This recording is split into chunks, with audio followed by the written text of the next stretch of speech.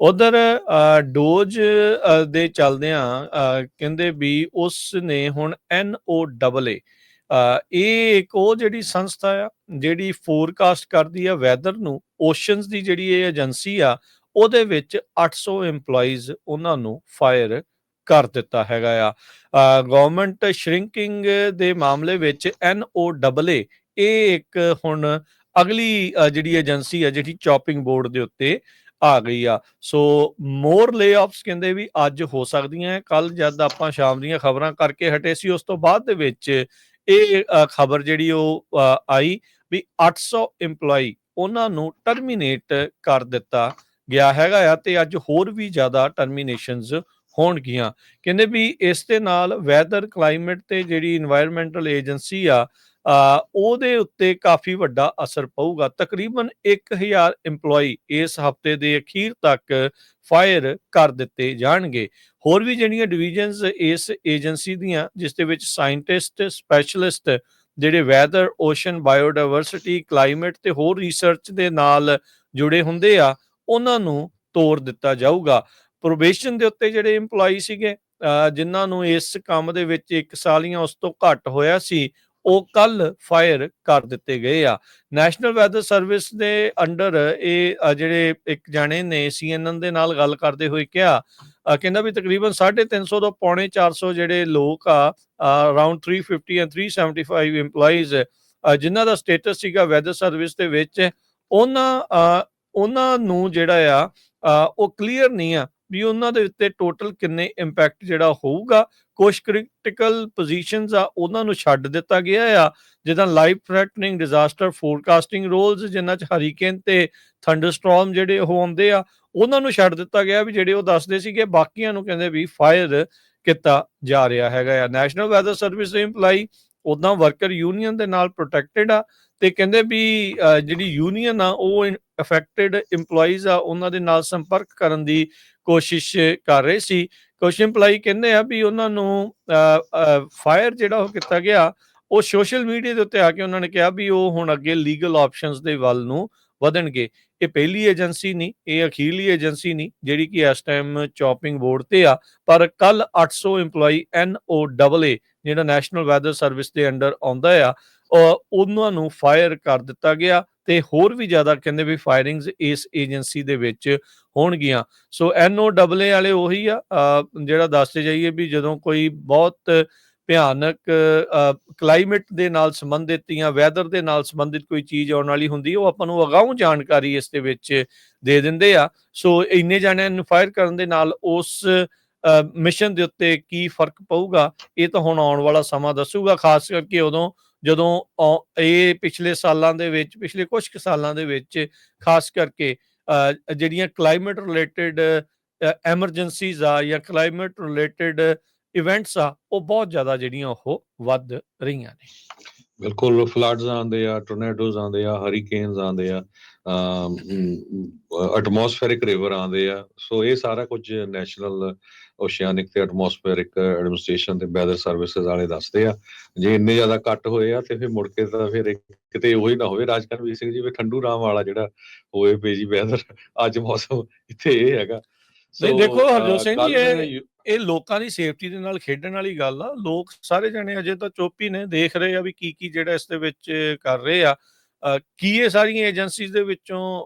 ਇੰਨੇ ਜ਼ਿਆਦਾ ਫਾਇਰ ਕਰਕੇ ਉਹ ਚੱਲਦੀਆਂ ਰਹਿਣਗੀਆਂ? ਜੇ ਤਾਂ ਚੱਲਦੀਆਂ ਰਹਿਣਗੀਆਂ, ਆਪਣੀ ਉਹ ਕੰਮ ਕਰਦੇ ਰਹਿਣਗੇ, ਫਿਰ ਤਾਂ ਕਿਸੇ ਨੂੰ ਕੋਈ ਦਿੱਕਤ ਨਹੀਂ। ਪਰ ਇਸ ਦੇ ਨਾਲ ਜੇ ਅਸਰ ਪੈ ਗਿਆ, ਲੋਕ ਮਰਨੇ ਸ਼ੁਰੂ ਹੋ ਗਏ ਜਾਂ ਉਹਨਾਂ ਦੇ ਉੱਤੇ ਜ਼ਿਆਦਾ ਪ੍ਰਭਾਵ ਪੈਣਾ ਸ਼ੁਰੂ ਹੋ ਗਿਆ, ਉਹਨਾਂ ਨੂੰ ਮੌਕਾ ਨਾ ਮਿਲਿਆ ਉੱਥੋਂ ਥਾਵਾਂ ਤੋਂ ਨਿਕਲਣ ਦਾ, ਫਿਰ ਭਾਈ ਉਂਗਲਾਂ ਤਾਂ ਫਿਰ ਲੋਕਾਂ ਦੇ ਦੁਆਰਾ ਜਿਹੜੀਆਂ ਉਹ ਉੱਠਣਗੀਆਂ। ਸੋ ਇਹ ਤਾਂ ਹੁਣ ਵੇਟ ਐਂਡ ਵਾਚ ਵਾਲੀ ਗੱਲ ਹੀ ਆ। ਪਰ ਓਵਰਆਲ ਲੋਕਾਂ ਨੂੰ ਇਹੀ ਲੱਗ ਰਿਹਾ ਵੀ ਧੜਾਧੜ ਜਿਹੜੇ ਕੱਢੇ ਜਾ ਰਹੇ ਆ, ਇਸ ਦਾ ਅਚਨਚੇਤੇ ਜਿਹੜਾ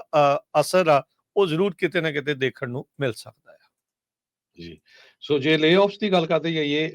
ਮੈਨੂੰ ਲੱਗਦਾ ਆ ਵੀ ਆਹ ਸਾਲ ਜਿਹੜਾ ਆ ਅਮਰੀਕਾ ਦੇ ਵਿੱਚ ਬਹੁਤ ਵੱਡੀ ਗਿਣਤੀ 'ਚ ਲੇਆਫ ਹੋਣ ਜਾ ਰਹੇ ਆ ਵੱਖ-ਵੱਖ ਕੰਪਨੀਆਂ 'ਚ। ਫੈਡਰਲ ਗਵਰਨਮੈਂਟ ਨੇ ਤਾਂ ਪੂਰਾ ਧੂੰਆਂ ਜਿਹੜਾ ਕੱਢਿਆ ਹੋਇਆ ਹੈਗਾ ਆ। ਕੱਲ USAID ਏਜੰਸੀ ਦੇ ਤੁਸੀਂ ਦੇਖੇ ਹੋਣੇ ਆ ਵੀ ਸਿਰਫ ਉਹਨਾਂ ਨੂੰ 15 ਮਿੰਟ ਦਿੱਤੇ ਗਏ ਸੀ ਵੀ ਆਪਣਾ ਸਮਾਨ ਚੱਕ ਲਓ, ਤੇ ਉਹ ਰੋਂਦੇ ਸੀ ਬਹੁਤ। ਇਨਹਿਊਮੇਨ ਆ ਜੀ, ਇਨਹਿਊਮੇਨ, ਬਿਲਕੁਲ। ਸੋ ਉਹਨਾਂ ਦੀ ਤੁਸੀਂ ਕੰਡੀਸ਼ਨ ਦੇਖ ਸਕਦੇ ਆ, ਬਹੁਤ ਹੀ ਜ਼ਿਆਦਾ ਬੈਡ ਸੀ। ਸੋ ਇਸੇ ਤਰ੍ਹਾਂ ਕੱਲ ਵੀ ਮੈਂ ਦੱਸਿਆ ਸੀ ਬੇ ਏਰੀਏ ਦੀਆਂ ਕੁਝ ਕੰਪਨੀਆਂ ਮੂਵ ਹੋ ਗਈਆਂ realtor.com ਹੋਰ ਟੈਕਸਸ ਨੂੰ ਤੇ ਅੱਜ ਸੈਨ ਫਰਾਂਸਿਸਕੋ ਗੇਟ ਰਿਪੋਰਟ ਕਰ ਰਿਹਾ ਵੀ ਦੋ ਬੇ ਏਰੀਏ ਦੀਆਂ ਵੱਡੀਆਂ ਕੰਪਨੀਆਂ ਆਟੋਡੈਸਕ ਸੈਨ ਫਰਾਂਸਿਸਕੋ ਦੇ ਵਿੱਚ ਜੋ ਡਿਜ਼ਾਈਨ ਕਰਦੀ ਸੌਫਟਵੇਅਰ ਕੰਪਨੀ ਉਹਨਾਂ ਨੇ 1350 ਲੋਕਾਂ ਨੂੰ ਲੇ ਆਫ ਕਰ ਦਿੱਤਾ ਹੈਗਾ ਆ ਕਹਿੰਦੇ ਵੀ ਇੱਕ ਤਰ੍ਹਾਂ ਦੇ ਨਾਲ ਬਰੂਟਲ ਲੇ ਆਫ ਚੱਲ ਰਹੇ ਹੈਗੇ ਆ ਇਸ ਤੋਂ ਬਿਨਾ ਪਾਲੋ ਆਲਟੋ ਦੇ ਵਿੱਚ HP ਜਿਹੜੀ ਹਿਊਲਟ ਪੈਕਰਡ ਕੰਪਨੀ ਆ ਉਹਨਾਂ ਨੇ 2000 ਲੋਕਾਂ ਨੂੰ ਅੱਜ ਲੇ ਆਫ ਕਰ ਦਿੱਤਾ ਹੈਗਾ ਸੋ ਕਹਿੰਦੇ ਵੀ ਆਉਣ ਵਾਲੇ ਸਮੇਂ ਦੇ ਵਿੱਚ ਵੀ ਇਹੀ ਲੱਗ ਰਿਹਾ ਖਾਸ ਕਰਕੇ ਜਿਹੜੀਆਂ IT ਨਾਲ ਰਿਲੇਟਡ ਕੰਪਨੀਆਂ ਉਹਨਾਂ 'ਚ ਵੱਡੀ ਜ਼ਿਆਦਾ ਲੇ ਆਫ ਹੋਣ ਜਾ ਰਹੀ ਹੈਗੀ ਆ ਸੋ ਹੁਣ ਤੁਸੀਂ ਦੇਖੋ ਜੇ ਆਟੋਡੈਸਕ ਵਰਗੀ HP ਵਰਗੀ ਜਿਹੜੀ ਹਿਊਲਟ ਪੈਕਰਡ ਵਰਗੀ ਕਿੰਨੀ ਪੁਰਾਣੀ ਕੰਪਨੀ ਆ ਹਜ਼ਾਰਾਂ ਦੀ ਗਿਣਤੀ ਦੇ ਵਿੱਚ ਆਪਣੇ EMPLOYEES ਨੂੰ ਲੇ ਆਫ ਕਰਦੀ ਆ ਤੇ ਉਹਦਾ ਜਿਹੜਾ ਇਫੈਕਟ ਆ ਵੱਖ-ਵੱਖ ਬਿਜ਼ਨੈਸਸ ਤੇ ਹੋਰ ਕਿੰਨਾ ਜ਼ਿਆਦਾ ਪਰਿਵਾਰਾਂ ਤੇ ਪੈਣ ਜਾ ਰਿਹਾ ਆ ਸੋ ਕੱਲ ਵੀ ਆਪਾਂ ਜਿੰਨੇ ਸਾਡੇ ਸਰੋਤੇ ਆ ਉਹਨਾਂ ਨੂੰ ਇਹ ਦੱਸਿਆ ਸੀ ਭਾਈ ਜਿੱਥੇ ਜਿੱਥੇ ਜੌਬ ਕਰਦੇ ਆ ਸੀਰੀਅਸ ਹੋ ਕੇ ਦਿਲ ਲਾ ਕੇ ਕੰਮ ਕਰੋ ਤਾਂ ਕਿ ਆਪਾਂ ਦੇਖ ਰਹੇ ਆ ਪਰ ਤੁਹਾਡੇ ਨਾਲ ਸਟੋਰੀਆਂ ਸਾਂਝੀਆਂ ਕੀਤੀਆਂ ਵੀ ਕਈ ਲੇ ਆਫ ਹੋਇਆ ਕਹਿੰਦੇ ਵੀ ਮੈਂ 200 ਰੈਜ਼ੂਮੇ ਵੀ ਭੇਜਿਆ ਕਿਸੇ ਨੇ ਕਾਲ ਨਹੀਂ ਕੀਤੀ ਸੋ ਬਹੁਤ ਹਾਰਡ ਹੈਗਾ ਅੱਜ ਦੀ ਡੇਟ ਦੇ ਵਿੱਚ ਜਿਹੜੀਆਂ ਜੌਬਸ ਲੱਭਣੀਆਂ ਜੀ ਬਿਲਕੁਲ ਇਹਦੇ ਵਿੱਚ ਜਿਹੜਾ ਹਰਜੋਤ ਸਿੰਘ ਜੀ ਇਹ ਤਾਂ ਕੰਪਨੀਆਂ ਨੇ ਛੱਡ ਰਹੇ ਹੁਣ ਤੁਸੀਂ ਦੇਖੋ ਵੀ ਫੈਡਰਲ ਏਜੰਸੀਆਂ ਵਾਲਿਆਂ ਦੇ ਕਿੰਨੇ ਹੋ ਰਹੇ ਆ ਲੇ ਆਫ ਆਬਵੀਅਸਲੀ ਅਨਇੰਪਲੋਇਮੈਂਟ ਨੰਬਰ ਜਿਹੜੀ ਉਹ ਤਾਂ ਨੂੰ ਜਿਹੜੇ ਉਹ ਜਾਣਗੇ ਇੱਕ ਹੋਰ ਜਿਹੜੀ ਉਹ ਨਵੀਂ ਇੱਕ ਖਬਰ ਇਸ ਦੇ ਨਾਲ ਸੰਬੰਧਿਤ ਜਿਹੜੇ ਕੱਢੇ ਹੋਏ ਲੋਕਾਂ ਨੂੰ ਜਿਹੜਾ ਆ ਉਹਦੇ ਵਿੱਚ ਹੁਣ ਇੱਕ ਨਵੀਂ ਚੀਜ਼ ਸਾਹਮਣੇ ਆ ਰਹੀ ਆ US ਦੀਆਂ ਇੰਟੈਲੀਜੈਂਸ ਸਰਵਿਸਿਜ਼ ਜਾਂ ਏਜੰਸੀਜ਼ ਇਹ ਕਹਿ ਰਹੀਆਂ ਇੰਟਲ ਜਿਹੜੀ ਇਹ ਸ਼ੋ ਕਰ ਰਹੀ ਆ ਕਹਿੰਦੇ ਰਸ਼ੀਆ ਤੇ ਚਾਈਨਾ ਵਾਲੇ ਇਹ ਜਿਹੜੇ ਫੈਡਰਲ EMPLOYEES ਜਿਹੜੇ ਡਿਸਗਰੰਟਲਡ ਆ ਜਿਨ੍ਹਾਂ ਨੂੰ ਹੁਣ ਅਚਨਚੇਤੇ ਝਟਕਾ ਮਾਰ ਕੇ ਕੱਢ ਦਿੱਤਾ ਗਿਆ ਉਹਨਾਂ ਨੂੰ ਰਿਕਰੂਟ ਕਰਨ ਦੀ ਕੋਸ਼ਿਸ਼ ਕਰ ਰਹੇ ਆ ਰੂਸ ਤੇ ਜਿਹੜਾ ਉਹ ਚਾਈਨਾ ਵਾਲੇ ਕੀ ਹੁਣ ਹੁਣ ਜਿਹੜਾ ਬੰਦਾ ਗੁੱਸੇ 'ਚ ਹੁੰਦਾ ਉਹ ਕੁਝ ਵੀ ਜਿਹੜਾ ਉਹ ਕਰ ਜਾਂਦਾ ਇਹ ਹੁਣ ਵਿਰੋਧੀਆਂ ਦੇ ਨਾਲ ਮਿਲ ਕੇ ਕੀ ਉਹ ਇਨਫੋਰਮੇਸ਼ਨ ਸ਼ੇਅਰ ਕਰ ਜਾਣਗੇ ਇੰਟੈਲੀਜੈਂਸਿਸ ਜਿਹੜੀਆਂ ਕਹਿੰਦੇ ਆ ਵੀ ਇਹ ਇੰਡੀਕੇਟ ਕਰ ਰਹੀਆਂ ਵੀ ਜਿਹੜੀਆਂ ਫੋਰਨ ਐਡਵਰਸਰੀਜ਼ ਆ ਉਹਨਾਂ ਨੂੰ ਹੁਣ ਬਹੁਤ ਵਧੀਆ ਮੌਕਾ ਮਿਲ ਗਿਆ ਜਿਨ੍ਹਾਂ ਨੂੰ ਅਚਨਚੇਤੇ ਜਿਨ੍ਹਾਂ ਦੇ ਪਰਿਵਾਰ ਕਹਿ ਲਓ ਵੀ ਉਜਾੜਾ ਜਿਹੜਾ ਇੱਕ ਹਿਸਾਬ ਦੇ ਨਾਲ ਜਿਹੜਾ ਸੋਚਦੇ ਆਪਣੇ ਮਨਾਂ 'ਚ ਵੀ ਸਾਡਾ ਤਾਂ ਉਜਾੜਾ ਕਰਤਾ ਹੁਣ ਚੰਗੀ ਭਲੀ ਜੌਬ ਸੀਗੀ ਕੱਢਤੀ ਹੁਣ ਨਿਆਣਿਆਂ ਨੂੰ ਲੈ ਕੇ ਕਿੱਥੇ ਜਾਵਾਂਗੇ ਕਿ ਇਹਨੂੰ ਮੂਵ ਕਰਨਾ ਪੈਣਾ ਕਿ ਇਹਨੂੰ ਕੁਛ ਹੋਣਾ ਪੈਣਾ ਸੋ ਉਹਨਾਂ ਤੱਕ ਕਹਿੰਦੇ ਰੂਸ ਤੇ ਚਾਈਨਾ ਵਾਲੇ ਅਪਰੋਚ ਜਿਹੜੇ ਉਹ ਕਰ ਰਹੇ ਆ ਵੀ ਇਹਨਾਂ ਨੂੰ ਕਿਸੇ ਨਾ ਕਿਸੇ ਤਰੀਕੇ ਦੇ ਨਾਲ ਹਾਇਰ ਜਿਹੜਾ ਆ ਉਹ